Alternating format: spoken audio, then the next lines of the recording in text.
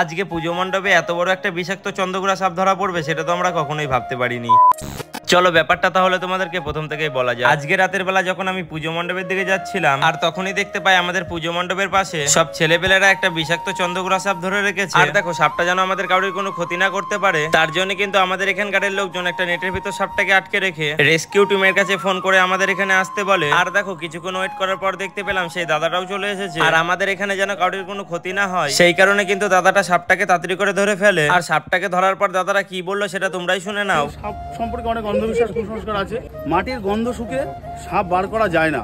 তারপরে ঝাড়ফুঁক তন্ত্রমন্ত্র করে সাপের বিষের প্রকোপ সেটা কমানো যায় না। সাপের বিষের একমাত্র ওষুধ হচ্ছে অ্যান্টিভেনাম। সেটা এখনো পর্যন্ত গভর্নমেন্ট হসপিটালেই পাওয়া যায়। সময় মতো গিয়ে সুচিকিৎসা করলে অনেকেই সুস্থ হয়ে যাবেন। আমার নাম্বার হচ্ছে 8617674524। যদি কখনো কাউকে কোনো সাপে কামড়ায় কোনো রকমের ঝাড়ফুঁক তন্ত্রমন্ত্র করবেন না। আর এটা ভাববেন না যে সাপকে মেরে কিংবা ধরে নিয়ে যেতে হবে।